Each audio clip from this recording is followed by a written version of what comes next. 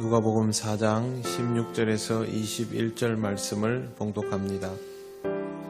예수께서 그 자라나신 곳 나사렛에 이르사 안식일에 늘 하시던 대로 회당에 들어가사 성경을 읽으려고 서심해 선지자 이사야의 글을 들이거늘 책을 펴서 이렇게 기록된 데를 찾으시니 곧 주의 성령이 내게 임하셨으니 이는 가난한 자에게 복음을 전하게 하시려고 내게 기름을 부으시고 나를 보내사 포로된 자에게 자유를 눈먼 자에게 다시 보게 함을 전파하며 눌린 자를 자유롭게 하고 주의 은혜의 해를 전파하게 하려 하심이라 하였더라.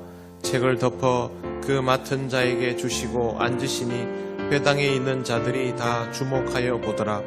이에 예수께서 그들에게 말씀하시되 이 글이 오늘 너희 귀에 응하였느니라 하시니 아멘. 복음이라는 말은 우리 그리스도인에게 가장 익숙한 단어입니다. 그리스도인은 누구나 복음을 전해받아서 그리스도인이 되고 또 복음을 전함으로써 그리스도인다워집니다. 그러니 그리스도인에게 복음은 절대적입니다. 그리스도인이라면 당연히 이 복음을 통하여 그리스도인이 된 것이고 또 이 복음 때문에 교회를 다니고 있는 것이며 당연히 그 복음을 의지하여 살아가고 있는 중일 것입니다. 그런데 정말 우리에게 복음이 절대적인지 우리의 삶에 복음이 중심이 되어 있는지는 체크해 볼 필요가 있습니다. 이렇지 못한 상태로 교회를 나오는 경우가 아주 많기 때문입니다. 복음 없이 교회를 다니는 것은 사랑 없이 결혼하는 것과 같습니다. 좋아하지 않는 사람과 평생을 함께 사는 것은 사실상 지옥이나 다름없습니다. 교회 생활도 마찬가지입니다. 누군가에게는 모든 것이 새롭게 되고 은혜가 충만한 삶이지만 또 다른 누군가에게, 즉 복음이 없는 사람에게는 교회의 모든 것들이 힘겹거나 어렵거나 부담스럽거나 낯설 수 있습니다. 교회 다니는 것이 어렵고 힘들고 불편하고 낯설은 이유는 은혜 받지 못해서라고 말합니다. 그런데 이 은혜라는 것이 사실은 복음이 들어가야 받을 수 있는 것입니다. 그러니 복음은 우리에게 절대적으로 중요하다 하겠습니다. 2020년을 제대로 살아가기 위해서 반드시 준비해야 할 것 바로 복음입니다. 복음을 전해받고 복음으로 살아가고 또 이 복음을 전해야 합니다. 가장 먼저 올해의 여정에서 꼭 챙겨야 할 것, 복음, 이 사실부터 명심하시고 여러분의 삶에 새겨두시기를 바랍니다. 그러면 복음이 무엇일까? 간단하게는 받아들이는 사람으로 하여금 복되게 만드는 소식입니다. 이런 류의 소식이라면 그것을 받아들이는 사람뿐만 아니라 전달하는 사람에게도 이미 이것은 기쁨의 소식일 것입니다. 그리고 이 소식을 전하는 과정 자체가 복된 순간이라 할 수 있습니다. 복음은 이런 조건들을 다 갖추어야 합니다. 내용은 지금부터 알아보겠습니다. 예수님은 성령의 능력으로 갈릴리로 들어가셨고 사람들은 예수님의 행보에 주목하기 시작했습니다. 그때 예수께서 가장 중요하게 생각하신 일들은 가르치는 일이었고 이 일은 주로 회당을 통하여 이루어졌습니다. 오늘 말씀에도 그 장면이 생생하게 나와 있습니다. 16절에 보시면 예수께서 그 자라나신 곳 나사렛에 이르사 안식일에 늘 하시던 대로라고 되어 있습니다.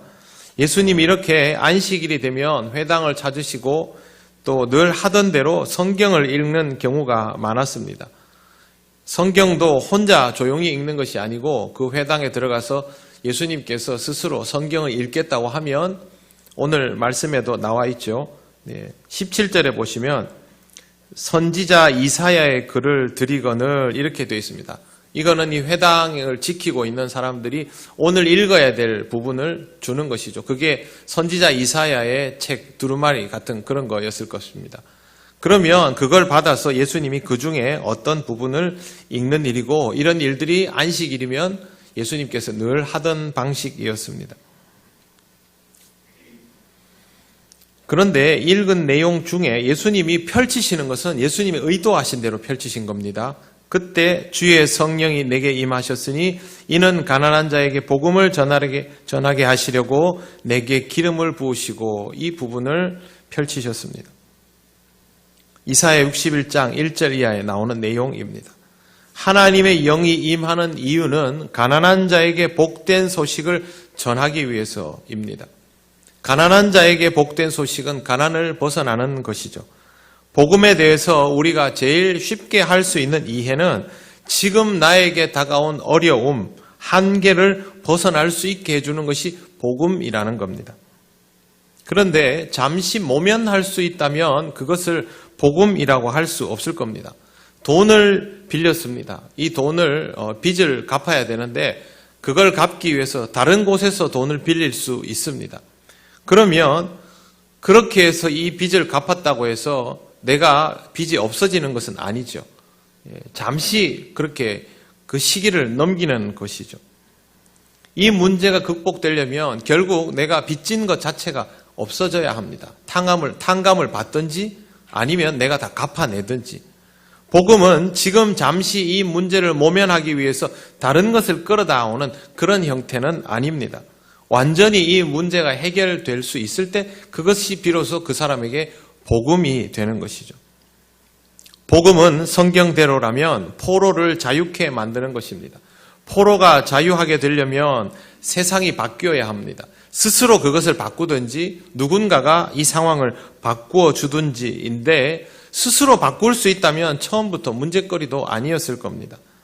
결국 복음은 포로가 자유하도록 누군가가 그렇게 상황을 바꾸어 주는 것이죠. 하나님의 역사는, 하나님의 임재는, 하나님의 말씀은 이런 일들을 일어나게 만든다인 것입니다. 하나님은 바벨론에 갇혀있던 유대인들을 집으로 돌려보냈습니다. 다시 잡아간 것이 아니라 그들에게 완전한 자유를 주셨습니다. 나라를 잃은 민족이 정체성을 잃지 않고 2000년을 견디게 하셨습니다. 그래서 유대인들에게 하나님은 복음 그 자체일 수밖에 없습니다. 안타깝게도 그들은 하나님께서 그들에게 가장 가까이 다가온 순간에 알아차리지 못했죠. 그래서 그들은 복음의 결정적 순간을 놓쳤습니다. 하는 수 없이 지금도 여전히 율법의 포로가 되어 살아가고 있습니다. 나라를 잃은 사람만 포로가 되는 것은 아닙니다. 세상에 사람을 포로로 잡아두는 힘은 의외로 아주 많습니다. 귀족으로 살아야 하기 때문에, 양반으로 살아야 하기 때문에, 특별한 신분을 유지해야 하기 때문에, 지켜야 할 신념이 따로 있기 때문에, 또 율법을 지켜야 하기 때문에, 그래서 이런 것들의 포로로 살아가는 사람들이 있습니다. 쾌락의 포로도 있겠죠. 복음은 이런 것들로부터 자유를 줍니다. 바울은 로마 시민권자였습니다. 로마 시민권자라는 말은 사실상 면책특권을 가진 사람이라는 뜻입니다. 그 시대에는 누구나 로마 시민권을 가지고 싶어하고 이 시민권을 가지면 그것을 누리려 하고 내려놓을 마음이 조금도 없을 만큼의 특별한 권리입니다. 그런데 바울은 사실상 이것을 내려놓아 버립니다. 사람들은 그런 바울의 모습을 보면서 어리석다 하고 권리를 포기했다라고 보았을 것입니다만 바울의 생각은 정반대였습니다. 부질없는 세상의 권력으로부터 자신이 자유와 해방을 얻었다라고 받아들이는 것이죠. 복음에서부터 이 일이 시작되었던 것입니다. 성경은 또 눈먼 자에게 다시 보게 하는 것이 복음이라고 알려주고 있습니다. 시각장애인을 눈뜨게 하신 예수님은 성경에서 여러 군데서 볼 수 있습니다. 근데 눈을 뜨는 것은 시각장애인만 필요한 일이 아닙니다. 이 세상에는 눈이 먼 인생이 참 많습니다. 앞을 보는 듯 하여도 정말로 중요한 것, 필요한 것을 보지 못하는 인생이 너무 많습니다. 돈에 눈이 먼 인생, 권력에 눈이 먼 인생, 명예에 눈이 먼 인생, 온갖 것들에 꽂히면 다른 것들을 보지 못하는 시야가 좁아져 버린 그런 사람들은 사실 터널 시야라 그러죠. 이런 사람들은 그 주변의 것들을 보지 못하니 그런 상태에 있죠. 그런데 복음은 우리를 이런 굴레로부터 또 자유롭게 해 줍니다. 헬렌 켈러는 듣지도 보지도 못하는 사람이었습니다. 듣지 못하면 말하는 것도 불가능해집니다. 보지도 못하면 더더욱 그렇습니다. 누구와도 소통이 안 되는 상태입니다. 여러분, 듣지도 못하고 보지도 못한다는 말은 오직 감각의 접촉만으로 소통을 해야 하는 상황이라는 거죠. 이거는 심각한 거죠. 이 중에 한 가지 장애만으로도 일생을 살아가기가 불편하기 그지없는데 중복장애인데 듣지도 보지도 못한다. 그러면 이 세상과는 완벽하게 차단된 사람이라고 봐도 무방합니다. 그래서 헬렌 켈러는 동물처럼 자랐습니다. 동물처럼 반응했습니다. 하루 종일 울부짖었습니다. 이런 헬렌 켈러에게 아주 나이 어린 선생님이 붙었습니다. 바로 설리번입니다. 설리번을 통해서 헬렌 켈러는 조금씩 달라지기 시작했고 소리 지르는 것과 웃는 것밖에 몰랐던 이 아이가 어느 날 인형이라는 개념을 가지기 시작했습니다. 이게 배움의 처음이었습니다. 그리고 세월이 지나서 촉각으로 배우기 시작한 헬렌 켈러가 나중에는 공부를 할 수 있게 됐는데 알고 보니 다른 감각들이 없으면서 기억력, 상상력이 아주 뛰어나다는 것을 알게 되고 그걸 통해서 공부에 몰두할 수 있게 됩니다. 놀랍게도 헬렌 켈러는 20살에 하버드 대학의 레드클리프 컬리지에 입학을 하게 됩니다. 최초의 장애인 박사였습니다.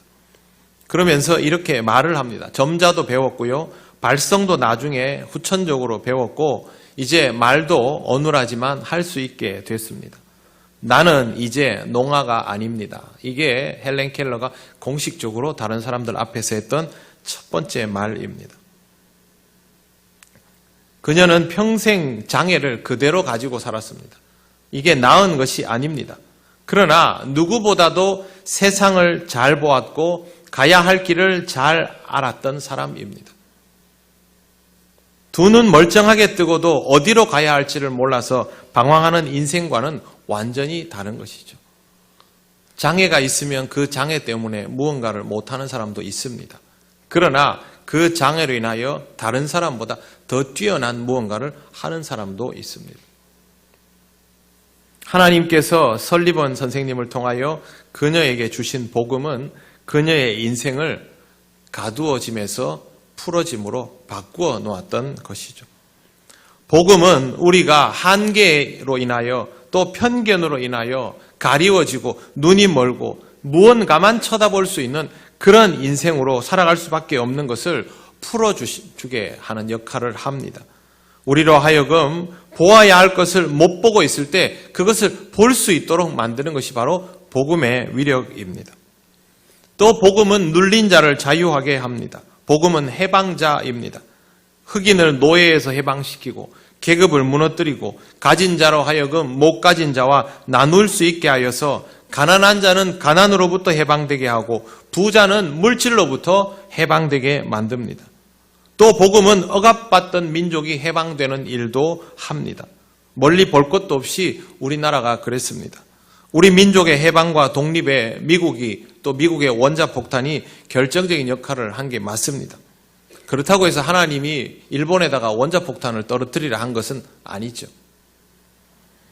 정말 중요한 것은 무려 36년의 시간을 견디며 독립의 시간을 기다려왔던 우리 민족의 생존력입니다. 이 당시 일제강점기에 들어갔을 때 우리나라의 지도자들은 정말 오합지졸이었습니다. 그럼에도 불구하고 이 나라가 버틸 수 있었던 것은 절대 지도자의 힘이 아닙니다. 그냥 민중의 힘이라면 강함밖에 없었을 것입니다. 저항력밖에 없었을 것이죠. 그런데 우리 민족에게는 인내심이라는 것이 있었습니다. 스스로를 지켜나갈 수 있는 힘, 그게 어디서부터 나왔겠습니까? 독립운동에 그때까지 견디어 나갔던 가장 큰 인내심의 원동력은 바로 그리스도인들이었습니다. 이건 누구도 부정하지 못합니다. 복음이 제대로 들어간 곳에서 어떤 일이 일어나는지를 우리는 살펴볼 필요가 있습니다. 복음은 로마를 바꾸었고 유럽을 바꾸었고 세상을 바꾸었습니다. 로마를 바꾸기 전에, 유럽을 바꾸기 전에, 세상을 바꾸기 전에 그곳에서 살아가던 사람들의 인생을 바꾸어 놓은 것이 복음이었기 때문에 이런 역사도 일어나는 것입니다. 그런데 이보다 더 중요한 것이 있습니다. 19절 한번 보시겠습니다. 주의 은혜의 해를 전파하게 하려 하심이라. 주님이 오셔서 은혜의 세상으로 바뀌었다. 그것을 전파한다라는 뜻입니다. 나는 아직 아닌데 라고 생각할 수 있죠. 세상 사람들은 직접 주를 만나기 전까지는 이 사실을 부정합니다. 그러나 주님이 오신 이상 한 번 시작된 변화는 멈춰지지 않습니다. 여러분, 2000년간 어느 나라, 어느 민족, 어느 통치자가 기독교를 종식시킬 수 있었습니까? 기독교는 수도 없이 박해를 받았지만 정말 불사조처럼 어느 틈엔가 다시 자라고 기어이 명맥을 이어갔고 끝내는 세상을 바꾸어 놓았습니다. 지금은 그 기독교를 세상이 다시 바꾸려 하지만 적어도 지금까지 이 세상은 기독교에 의해서 절대적으로 변화되었다는 사실을 부인할 수 없습니다. 이 모든 일이 어디에서부터 시작되었습니까? 주께서 이 땅에 오셔서 주의 은혜의 해를 선포하시면서부터 그렇게 시작된 것입니다. 오늘 우리가 읽은 성경 구절은 이사야 61장 1절 이하의 내용입니다. 이건 예수님께서 갑자기 만들어서 하신 말씀이 아닙니다. 하나님께서 이미 이스라엘 백성에게 주셨던 말씀이고 그것을 예수님께서 오늘 펼쳐서 읽으신 것이죠. 지금 이 시점에 맞게 이 말씀을 읽어야 할 때이기 때문입니다. 책을 덮어서 맡은 자에게 주시고 앉으시니 회당에 있는 사람들이 다 주목하여 보았더라. 이제 이 책을 읽은 예수님께서 책을 덮고 나서 사람들한테 무슨 말을 하는가 그게 궁금했다는 말입니다. 왜 저걸 펼쳐 읽었을까? 그런데 예수님 말씀이 이 글이 오늘 너희 귀에 응하였느니라 하시니 지금이 바로 그 시점이라는 겁니다. 오늘이 그 시점이라는 뜻입니다. 복음이 어떤 변화를 일으키는지를 경험하는 시점, 해방의 역사가 일어나는 시점, 눈먼 자가 눈뜨게 되는 시점, 눌린 자가 자유케 되는 시점, 그게 바로 지금이고 그게 이 말씀이 여러분 너희 귀에 응하였다 그 뜻입니다. 그러면 복음은 무엇입니까? 사람을 바꾸는 힘이죠. 그런데 성경은 이미 있지 않았습니까? 유대인들도 다 알고 있는 내용이고 예수님은 이미 하셨던 얘기를 자기가 지금 펼쳐서 읽은 것이고 그럼 정말 중요한 건 바로 예수님의 출현입니다. 그동안 읽어왔던 것, 알고 있던 것, 오히려 너무 익숙해서 뻔하게 돼 있던 것, 그러나 사실상 화석화되어 있던 성경 말씀, 그 말씀이 주님이 오셨기 때문에 살아 역동하게 된 것입니다. 그래서 이 글이 오늘 너희 귀에 응하였느니라 하는 이 말씀이 성립이 되는 것입니다. 결국 주님이 바로 우리의 복음입니다.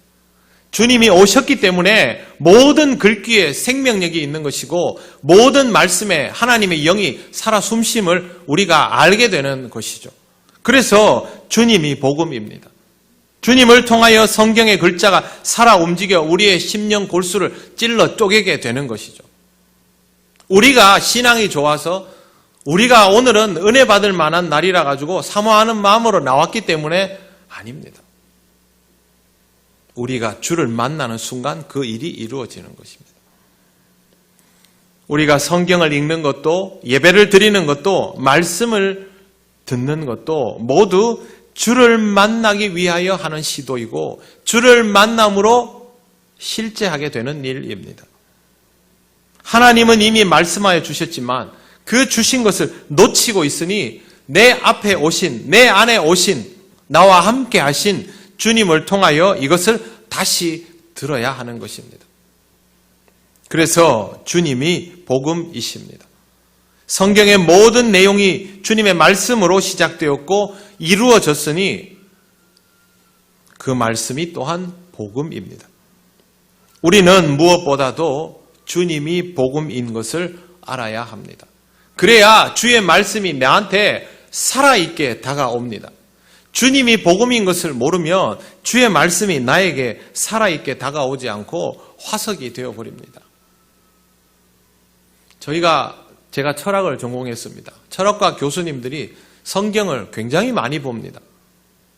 근데 제가 다니는 학교에는 신학을 공부하기 위해서 철학을 먼저 공부한 친구들이 많거든요. 그래서 강의 중에 기독교적이지 못한 내용을 교수님이 이야기하면 바로 손을 들고 막 반박을 합니다.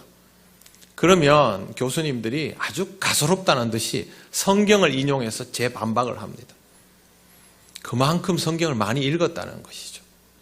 그러나 그분들은 성경 말씀을 통하여 은혜를 받고 성경을 통하여 인생을 바꾸고 성경을 통하여 새 사람이 되고 그렇지는 않습니다. 왜 그렇습니까? 내용은 우리보다 더 잘 이해하는 듯 보이는데 주님을 만난 것이 아니라서 그렇습니다. 교회에 왔습니다. 예배를 드립니다. 교회를 다닙니다. 하루 이틀도 아니고 십수년을 다니고 수십 년을 다닙니다.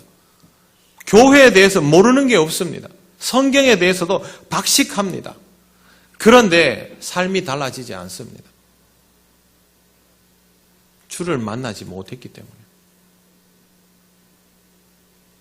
주님을 만나야 내가 가지고 있는 이 성경의 글귀들이 살아서 내 심령을 바꾸어가는 것을 경험하고 내가 드리는 이 예배를 통하여 주를 만나야 이 예배의 감격이 무엇인지 기쁨이 무엇인지 은혜가 무엇인지 그걸 아는 것이고 생활 속에서 주를 만나야 내 삶 구석구석에 있는 하나님의 은총들을 볼 수 있게 됩니다.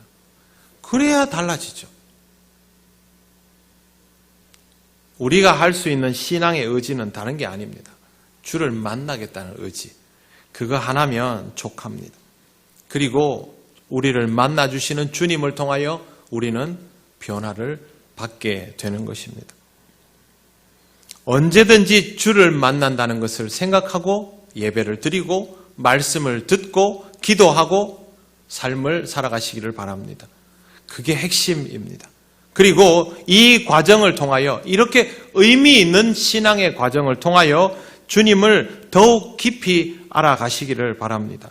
주님이 주신 말씀에 대해서 주님이 하셨던 행동에 대해서 여러분 왜? 라는 질문을 꼭 던지십시오.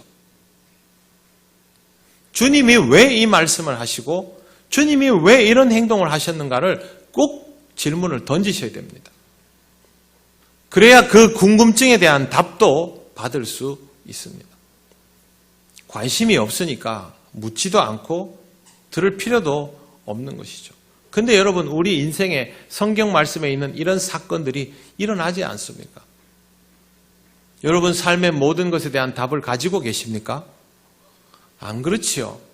전 잘 모르겠습니다. 어려운 것 투성입니다. 세월이 갈수록 더 어렵습니다. 그래서 우리는 주님으로부터 답을 더 많이 들어야 합니다. 반드시 주의 말씀과 주님의 행동에 대해서 왜? 라는 질문을 던지시고 그 물음에 대한 답을 말씀과 기도를 통하여 삶을 통하여 얻어 가시기를 바랍니다.